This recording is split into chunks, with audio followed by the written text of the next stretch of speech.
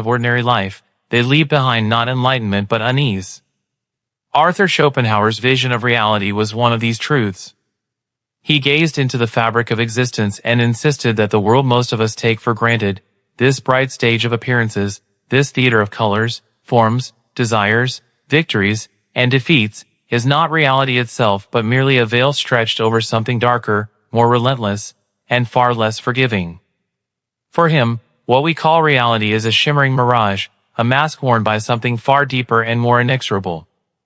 The harshness of this truth does not come from its abstraction but from its intimacy. It implicates every breath we take, every longing we feel, every joy that fades into sorrow. To enter Schopenhauer's world is to step into a labyrinth where each path you follow loops back to the same central chamber, a place where illusions collapse and the bare machinery of existence hums endlessly. He believed that most human beings, absorbed in the surface of things, mistake the shadows for the substance, as though dazzled by a play of light upon the wall while the furnace roaring behind them goes unnoticed. He spoke not as a prophet of consolation, but as a diagnostician of the human condition, one who stripped away the comforting stories that cultures, religions, and philosophies often weave to soothe their children. Schopenhauer reached beneath those veils and grasped something raw, something primal, and he called it the will. In his eyes, the will was not the rational choice-making faculty we usually attribute to ourselves. It was not a careful deliberation, a weighing of reasons, or a freedom to decide between options. Rather, it was the blind, insatiable drive at the heart of life itself. From the hunger of a lion stalking its prey, to the yearning of a lover for the beloved, to the ceaseless pulse of human ambition and frustration, this will expressed itself without purpose, without morality, without rest. We do not govern it, it governs us. What we call freedom is but the recognition of necessity clothed in the guise of choice. The tragedy is that we do not simply live with the will, we are its expression. And this realization, for Schopenhauer, was both terrifying and clarifying. The significance of such an idea, however, is not confined to dusty corners of 19th-century philosophy. Its shadow stretches into the modern world with startling relevance. We who live amidst glowing screens, perpetual distraction, and a culture addicted to desire and consumption are perhaps more subject than ever to the relentless will. Every advertisement beckons, every algorithm nudges, every image seduces us toward an endless cycle of wanting and consuming. Schopenhauer's words become not merely speculative but diagnostic of the very malaise of our times. The truth that he sought to reveal, that what we take for reality is a shimmering illusion draped over a ceaseless striving, resonates more loudly in the echo chambers of our own restless minds. Yet there is also a strange kind of beauty in this stark vision. To see reality not as the playground of human freedom but as the stage of an immense, indifferent force is to confront the smallness of our illusions and the grandeur of the cosmos itself. We are, in this picture, like waves upon an endless ocean. Each wave rises with the illusion of individuality, crashes, and dissolves, but the sea remains. The wave is never apart from the sea, and the sea never ceases its restless motion. Schopenhauer's insight is unsettling because it tells us that our lives are both precious and ephemeral, that our joys and sufferings are threads woven by a force beyond our choosing, and yet they are still the textures of the tapestry we inhabit. This introduction to his harsh truth is not a sermon of despair but a doorway into a deeper reflection. If reality is not what it seems, if all that appears before us is merely surface, then the question arises, what lies beneath? What is the true substance behind the shimmering play of appearances? And if the will is indeed this underlying reality, then what does it mean for how we should live, love, suffer, and seek meaning? These are not abstract questions tucked away in academic halls. They are questions that touch the very rhythm of our days, the longing in our hearts, the way we interpret both success and failure. To walk with Schopenhauer, then, is not simply to engage with a philosopher, but to stand at the threshold of a cosmic confrontation. It is to dare to peel back the curtain and glimpse the engine that drives existence. It is to admit, with humility and perhaps even trembling, that the world of bright surfaces is not the whole story. Such an admission is difficult, even painful, because it robs us of the comfortable illusions we cling to. Yet, as with many painful truths, it holds the possibility of transformation. For when one sees through the veil, even if only briefly, one's relationship to life changes. The trivialities lose their grip, and something more essential begins to glow faintly, like a hidden ember waiting to be fanned into flame. Schopenhauer's message, in its raw form, may appear bleak. But there is a paradox here. By stripping away illusions, he was not condemning us to despair but inviting us to honesty. Only by acknowledging the nature of reality, however harsh, can we begin to navigate it with clarity. In the same way that a sailor must respect the ocean's unforgiving vastness in order to voyage safely, so too must we respect the hidden architecture of existence in order to live meaningfully. To ignore it is to be dashed against unseen rocks. To acknowledge it is to sail with awareness, even if the sea never ceases its turbulence. Thus, in approaching Schopenhauer's truth, we find ourselves standing at a crossroads. One path leads deeper into illusion, where the glitter of appearances distracts us endlessly. The other leads into the shadows, where reality may look bleak but where honesty can be found. His philosophy beckons us toward the latter, asking us to see not what we wish to see but what is truly there. And in this confrontation, we might find that the very act of seeing clearly, even into the darkness, carries within it a strange liberation. To enter more deeply into Schopenhauer's thought is to descend into the architecture of his vision, where each beam and pillar reveals another facet of reality's hidden structure. If the introduction opened the curtain and showed us that reality is not what it appears to be, then here we begin to understand the design of that hidden stage. Schopenhauer's philosophy does not stand in fragments, it is a continuous system, a living organism of ideas. And at its center, pulsing with relentless force, is the will. When Schopenhauer declared that the world is will and representation, he was not offering a clever phrase but a fundamental reorientation of perception. To call the world representation is to say that everything we perceive, every sight and sound, every sensation of warmth or cold, every image of beauty or terror, exists not in itself but as it appears to us through the lenses of space, time, and causality. These three lenses are the scaffolding of human consciousness. They arrange the flow of phenomena into coherent structures, giving us the sense of continuity, separateness, and order. But this order, however practical and necessary, is not ultimate. It is, in his words, the veil of Maya, the shimmering illusion that cloaks reality's true nature. Beneath it, hidden from the ordinary gaze, throbs the will. The will is not personal, nor is it benevolent. It is not a grand cosmic architect carefully plotting destinies, nor a divine caretaker orchestrating harmony. It is blind striving, pure impulse, the ceaseless urge that pushes all things to persist, to become, to grasp, to devour, to reproduce. It has no purpose beyond itself. In the plant reaching toward the sun, in the predator stalking its prey, in the human being filled with longing and dissatisfaction, this same essence pulses. To Schopenhauer, we are not merely individuals with our own wills, we are manifestations of the one will, differentiated only through the prism of representation. This realization strips away the comforting illusion of separateness and exposes a stark unity, one that binds together all life in a common struggle. It is here that the harshness of his truth begins to bite. For if life is the manifestation of blind striving, then suffering is not an accidental blemish upon existence but its very essence. Every desire arises from a lack, a sense of incompleteness, a wound that demands to be filled. The moment it is satisfied, another emerges, and the cycle continues unbroken. Pleasure is fleeting, a brief silencing of the gnawing hunger, while pain and dissatisfaction are constant companions. Even in moments of triumph, the shadow of impermanence looms, for the satisfaction fades and the will reasserts itself with new demands. To exist as a living being is to be entangled in this endless cycle, and the more vividly one becomes aware of it, the more unbearable it seems. Yet Schopenhauer was not content merely to describe this cycle, he sought to explain why we are so often deceived into believing otherwise. The veil of Maya, with its colors and promises, seduces us into thinking that the satisfaction of desire will bring lasting peace. We chase wealth, power, love, and recognition, imagining that when we grasp them we will finally be complete. But each attainment dissolves into dust, revealing itself to be another illusion. Like travelers in a desert pursuing mirages, We rush from one shimmering image to the next, never pausing to ask whether the water is real. And so, life becomes a restless pilgrimage across a barren landscape, driven by the will yet deceived by appearances.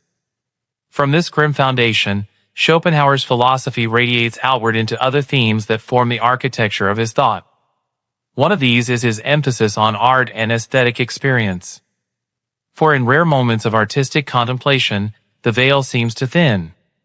When one is absorbed in music, or when one gazes upon a painting with true openness, desire momentarily falls silent. The will releases its grip, and we perceive the world not as a field of striving but as pure representation, pure form. In this state, there is no longer the restless eye that wants and hungers, but only the timeless presence of beauty itself. For Schopenhauer, this was not mere diversion but a glimpse into the possibility of freedom, however brief. Another theme, equally profound, is compassion. If we are all manifestations of the one will, then the boundaries that separate self from other are illusions. To harm another is, in a deeper sense, to harm oneself. Compassion arises when the veil lifts just enough for us to sense this unity, when we recognize in another's suffering the same will that pulses within us. Schopenhauer's ethics were not grounded in divine command or rational calculation but in this metaphysical insight: we are one, bound together in a common fate of striving and pain. From this recognition flows the possibility of empathy, kindness, and renunciation of cruelty. And yet, perhaps the most unsettling theme of all is his vision of liberation. If existence is ceaseless striving, then the only true peace lies in the negation of the will. This is not mere pessimism but a radical echo of ancient traditions, particularly Buddhism and Hinduism, which Schopenhauer admired. To renounce the will is to step out of the cycle of desire, to turn away from the mirages of the world, and to find repose in stillness. Few achieve this fully, but even glimpses of it, through art, through compassion, through ascetic discipline, offer a taste of transcendence. What emerges from these themes is not a fragmented philosophy but a continuous vision, one in which the illusions of the world are pierced, the unity of life is revealed, and the possibility of freedom is whispered. Schopenhauer was neither cynic nor nihilist, though he has often been accused of both. He was, instead, a seer of uncomfortable truths, one who refused to look away from suffering but also one who pointed, however faintly, toward the horizon of liberation. His was a philosophy of stark honesty, a mirror held up to existence in all its rawness, but also a lantern flickering in the dark, guiding us toward clarity. To dwell in these core concepts is to see the world anew, to sense that beneath every smile, every ambition, every victory, there lies a deeper current pulling all things along. The world of appearances continues to shimmer, but the one who has glimpsed its hidden structure can never see it quite the same way again. For once you know that reality is not what it seems, you carry that knowledge like a secret flame, illuminating the illusions that once held you captive. Philosophy, when stripped to pure abstraction, can feel cold, as though one were staring at mathematical symbols carved into stone. Schopenhauer's thought, however, breathes most vividly when clothed in story and symbol, for it speaks not only to the intellect but also to the imagination. His vision of reality as will and representation, of suffering as the essence of existence, of art and compassion as fleeting windows into transcendence, these are truths that lend themselves to allegory. And allegories, like myths, provide the soul with images it can walk among, rather than bare concepts it must merely analyze. Let us, then, step into the realm of symbolic narrative, where the abstract harshness of Schopenhauer's insight takes on the flesh of story. Imagine, first, a vast desert stretching endlessly in all directions. On its horizon shimmer pools of water, sparkling mirages that beckon to the weary traveler. Each time the traveler rushes toward one, it dissolves into sand and heat. Thirst unquenched, he spies another pool further away, and again he runs, hope ignited, only to find the same disappointment. This traveler is not a character from distant myth but each one of us, for our lives unfold in just this way. Every desire, every goal, every promise of fulfillment appears as a shining oasis. We imagine that if only we arrive, if only we achieve, then we will rest. But upon arrival, satisfaction slips away, and thirst reawakens. The desert is life, the mirages are its pleasures, and the relentless thirst is the will itself. No matter how many steps we take, the horizon recedes. Another story unfolds by the sea. Picture the waves rising and falling endlessly, each crest surging upward as though it were the only wave in existence. Each believes itself unique, racing toward the shore, crashing into foam, only to vanish back into the ocean. What the waves fail to realize is that they are not separate things but expressions of the same sea, caught in the same rhythm of rise and fall. This is Schopenhauer's allegory of individuality. We live our lives imagining that we are solitary beings, each with an independent destiny. Yet beneath the veil, each of us is simply the sea expressing itself in countless forms. Our triumphs and tragedies, our beginnings and endings, are ripples of the same will. And when the wave subsides, it is not annihilation but return, for the sea remains. Now consider a grand puppet theater. The stage glitters with light, the puppets dance, and the audience delights in the spectacle. But behind the curtain, unseen hands manipulate strings, moving every limb, every gesture. The puppets imagine they are free, that their dances are expressions of choice. Yet their movements are dictated by an invisible puppeteer who never reveals himself. In this allegory, the puppeteer is the will, the puppets are human beings, and the illusion of autonomy is the drama of life. The harsh truth lies in realizing that our perceived freedom is but the choreography of a deeper force, one that drives us without our consent. But not every narrative is a tale of futility. Schopenhauer also recognized the possibility of reprieve, moments when the strings seem to loosen. Imagine, then, a monk seated in meditation by a waterfall. The roar of water is constant, yet within that roar there is a deeper silence. In this silence, the monk no longer feels himself as a separate being striving against the current. He becomes the current. He feels no hunger, no longing, only the stillness of being. This story is the symbol of aesthetic or contemplative release, the moment when the veil of Maya is lifted, and the will temporarily silenced. In such moments, existence reveals itself not as endless striving but as pure form, pure presence. Perhaps the most poignant allegory comes from the realm of compassion. Imagine two prisoners shackled in the same dungeon.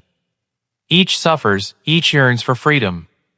One day, one prisoner glances at the other and realizes that the pain etched upon that face is not alien but identical to his own. In that instant, the wall of separateness crumbles. He sees the other not as another but as himself, wearing a different mask. In that moment of recognition, he is moved to share his bread, to ease the other's suffering, even though his own hunger deepens. This act, small and simple, is monumental, for it reveals that compassion is not the decoration of morality but the very recognition of truth. We are one will, fractured into many appearances. These stories illuminate what might otherwise remain abstract. They show how the desert of desire traps us, how the sea of unity connects us, how the puppet strings bind us, how silence frees us, and how compassion redeems us. Through allegory, Schopenhauer's vision becomes more than philosophy, it becomes a mythos, a way of seeing life as a cosmic drama where each of us plays a role we did not choose but can momentarily transcend. What these symbolic narratives ultimately convey is the paradox of Schopenhauer's philosophy. On one hand, he reveals the merciless machinery of existence, endless striving, inevitable suffering, the illusion of freedom. On the other hand, he gestures toward possibilities of liberation, the aesthetic pause, the compassionate act, the contemplative silence. These glimpses do not erase the harsh truth but transform our relationship to it. They remind us that even in a world driven by blind will, meaning can be discovered not in domination but in surrender, not in endless pursuit but in fleeting moments of release, not in separateness but in unity. To live with Schopenhauer's truth, then, is to live as both the desert traveler and the monk, the puppet and the compassionate prisoner. It is to inhabit the tension between despair and transcendence, between bondage and fleeting freedom. And perhaps it is in this very tension that our humanity resides, stretched painfully between the endless striving of the will and the fleeting glimpses of a reality beyond it. Philosophy often dwells in the clouds, soaring among abstractions and cosmic metaphors. Yet if it is to have any true worth, it must eventually descend to the ground where ordinary lives unfold. Schopenhauer, though steeped in metaphysics, did not write only for scholars. He sought to diagnose the human condition as it is lived day to day, with all its frustrations, longings, and small triumphs. His message, that reality is not what it seems, that existence is driven by blind will, that suffering is its essence, may strike at first as unbearably bleak. But when integrated into lived experience, it becomes not merely an intellectual puzzle but a lens through which one can navigate life with greater clarity, humility, and perhaps even grace. The first and most obvious implication lies in our relationship with desire. In a world intoxicated by the chase for success, wealth, and endless gratification, Schopenhauer's voice resounds like a sober bell. He reminds us that each desire, no matter how fervently pursued, carries within it the seed of dissatisfaction. The promotion at work, the new house, the romantic conquest, these may bring a fleeting rush of joy, but the joy dissipates, leaving the hunger as sharp as before. To see this cycle clearly is not to abandon life in despair but to soften the grip of desire upon the heart. When one knows that fulfillment cannot be found in acquisition, one begins to loosen the chains of compulsion. This does not mean refusing all goals or pleasures, but approaching them with awareness, no longer deceived by the mirage of permanence. Consider, for instance, the modern pursuit of material wealth. Entire lives are consumed in striving, climbing ladders, building empires. Yet when viewed through Schopenhauer's lens, one sees not triumphant builders but thirsty travelers chasing endlessly receding oases. To understand this is to cultivate moderation. One may still labor, still achieve, still savor the sweetness of success, but without the illusion that it will secure ultimate peace. Such understanding frees us from obsession. It allows us to pursue life's projects without being possessed by them. A second implication arises in our encounters with suffering. Life, Schopenhauer insists, is marked by pain, not as a tragic accident but as its very fabric. Illness, loss, aging, disappointment, these are not anomalies but the constant rhythms of existence. When this truth is embraced rather than denied, suffering ceases to feel like a cruel injustice hurled at us by fate. It becomes instead a shared condition, something that binds us to every other living being. In this recognition, compassion blossoms. When you see another struggling, you do not stand apart, judging or dismissing, but feel within their cry an echo of your own. Compassion, then, is not merely ethical but existential. It arises from a direct awareness of our common entanglement in the will's ceaseless striving. This recognition transforms relationships. Instead of seeking others only as instruments for our own satisfaction, as lovers to fulfill our longing, as colleagues to advance our ambitions, as strangers to outcompete, we begin to see them as fellow sufferers, fellow travelers in the desert. This shift softens the edges of our interactions, making kindness more natural, patience more accessible, forgiveness more possible. Compassion becomes not a lofty ideal but a practical necessity, born of an honest understanding of what life is. The third implication concerns the role of art and contemplation. In a world addicted to noise, distraction, and constant motion, Schopenhauer's emphasis on the aesthetic experience feels revolutionary. When one sits in stillness before a painting, or allows oneself to be immersed in the flow of music, or contemplates the beauty of a mountain untainted by the urgency of desire, the will loosens its grip. These moments, rare and fragile, reveal another dimension of life, one not governed by striving but by pure perception. Practically, this suggests that cultivating spaces for art, silence, and reflection is not luxury but necessity. To live without them is to remain forever bound in the wheel of longing. To embrace them is to taste liberation, even if only for a breath. This also connects to practices of mindfulness and meditation, though Schopenhauer himself would have pointed to their Eastern roots. In a world spinning faster by the day, where attention is fragmented and the mind enslaved by endless craving, the deliberate practice of stillness is an antidote. It is not escape but confrontation, not denial of the will but a way of loosening its grip upon us. In the quiet, one can witness desires arise and fade, see them for what they are, passing waves, not ultimate truths. A fourth practical dimension lies in the cultivation of humility. Schopenhauer's philosophy dismantles the illusion of radical individuality. We are not isolated sovereigns but expressions of the same force that animates all life. To realize this is to temper arrogance, to dissolve the sense of superiority that so often poisons human affairs. The same will that drives your ambitions drives the insect buzzing at your window, the tree growing in your yard, the stranger across the street. When this unity is grasped, even dimly, reverence for life in all its forms begins to blossom. This humility can alter how we treat not only each other but also the natural world. To exploit nature ruthlessly, to consume without restraint, is to forget that the same will pulses through its veins as through ours. Compassion and humility, therefore, are not confined to interpersonal relations but extend to the wider web of existence. Finally, there is the question of liberation, of how one might live in light of such a bleak diagnosis. For Schopenhauer, true peace lay in the negation of the will, in renunciation, asceticism, and the turning away from desire. Few in the modern world may follow this path to its end, but his insight still offers guidance. Liberation may not always require total renunciation but can be tasted in smaller acts, choosing simplicity over excess, contentment over endless striving, silence over noise, compassion over selfishness. Each of these moments is a step away from bondage, a taste of freedom. In practical terms, then, Schopenhauer's harsh truth is not a recipe for despair but a call to live more consciously. It strips away comforting illusions, yes, but in their place it offers honesty. And honesty, though it may sting, is the ground upon which authentic life is built.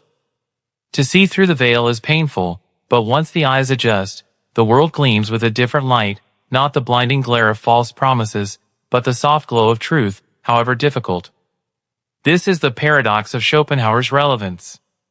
In revealing that life is ceaseless striving, that satisfaction is fleeting, that suffering is inevitable, he seems to close the door to happiness. Yet in showing us how to relate differently to desire, how to embrace compassion, how to savor art, and how to cultivate humility, he opens another door, a door not to naive joy but to a deeper, steadier peace. It is a peace born not from illusion but from clarity. The journey through Schopenhauer's philosophy is not a gentle stroll along a sunlit path but a descent into the cavernous depths of existence, where shadows lengthen and comforting illusions dissolve. We began with the stark unveiling, reality is not what it seems. The colors and forms of the world, the triumphs we chase, the pleasures we cherish, all of these are appearances, shimmering veils draped across a restless, blind, insatiable force he named the will. We follow that current into the heart of his thought, through the recognition that life is striving without end, that suffering is its foundation, and that our supposed freedom is the dance of puppets on unseen strings. And yet, as we have seen, even in this bleak landscape there are openings, moments of clarity, compassion, beauty, and stillness that hint at another way of being. To conclude, we must gather these threads into a single tapestry, not merely to restate what has been said but to transform insight into invitation. For philosophy, if it is only observed from afar, remains sterile. It becomes alive when it enters us, unsettles us, and demands that we live differently. Schopenhauer's vision, though severe, is precisely such a demand. It is a call to awaken from illusion, to step beyond the shimmering surfaces of life, and to face existence as it truly is. The first transformation lies in perception itself. To see the world as representation is to understand that our experience is a lens, not a mirror of ultimate reality. This does not strip life of meaning but imbues it with humility. We no longer cling so desperately to appearances, no longer mistake the fleeting for the eternal. The things we once pursued with blind hunger, status, possessions, fleeting pleasures, lose their tyranny. They remain as ornaments of life but not its essence. In this shift, we discover a subtle freedom, not the illusory freedom of absolute control but the freedom of seeing clearly. The second transformation flows from compassion. When the veil thins and we recognize that the same will animates all beings, the illusion of separateness weakens. The cry of another becomes our own cry, the suffering of a stranger echoes within our chest. Compassion ceases to be a moral duty imposed from outside and becomes instead the natural flowering of insight. To live with this awareness is to walk through the world differently. We speak more gently, we act with greater care, we refrain from cruelty not because of abstract rules but because we see ourselves in the eyes of every other. In this way, the harshness of Schopenhauer's truth gives birth to tenderness, for when we know how bound we are to the wheel of striving, we learn to walk more softly alongside others. The third transformation lies in how we approach meaning. If the will condemns us to endless longing, then meaning cannot be found in conquest or accumulation. It must be sought instead in those rare moments when the will is quieted. Art, music, beauty, contemplation, these do not solve the problem of existence, but they grant us windows into a higher clarity. In them, we taste what it is to be free from striving, to exist not as a desiring subject but as pure awareness. These moments are fragile and transient, yet they are enough to remind us that another mode of life is possible. To cultivate them is to cultivate sanity in a world otherwise ruled by restless appetite. And then there is the deepest transformation of all, the invitation to renunciation. Few may fully walk this path, for it demands the negation of desire, the loosening of every grip upon the world. Yet even without total renunciation, the principle can guide us. To choose simplicity over excess, to embrace silence amid noise, to practice gratitude rather than hunger for more, these are forms of renunciation accessible to all. Each small act is a rebellion against the tyranny of the will, a moment of peace carved out from the chaos of striving. In the end, Schopenhauer does not offer salvation in the traditional sense. He does not promise paradise after death or progress toward utopia. His gift is harsher but perhaps more honest, the gift of clarity. And clarity, once received, is its own form of liberation. It strips away the illusions that enslave us and leaves us face to face with reality. That confrontation is unsettling, even painful. Yet it also awakens us to live with greater awareness, to value fleeting beauty, to extend compassion, to taste freedom in stillness. The call, then, is not to despair but to awaken. To recognize the world for what it is, to see through the veil of appearances, and to walk more consciously upon the path. It is a call to loosen the grip of desire, to practice compassion as the recognition of shared being, to savor art and beauty as windows into truth, and to approach life with humility and reverence. It is a call to live not as prisoners of illusion but as seekers of clarity. And so, as we close this exploration of Schopenhauer's harsh truth, we find that what began as bleakness ends as invitation. Reality is not what it seems, but in knowing this, in embracing this, we are granted the possibility of living more truthfully. Perhaps the task is not to escape the desert entirely, but to walk through it with eyes open, to recognize the mirages for what they are, and to share our water with fellow travelers along the way. This is the transformational call, to awaken, to see, to act with compassion, and to live in clarity. Schopenhauer has shown us the shadows, but within those shadows glimmers a light not of illusion but of truth. To follow it is to live more deeply, more honestly, more fully, even in a world where the will never ceases its restless song.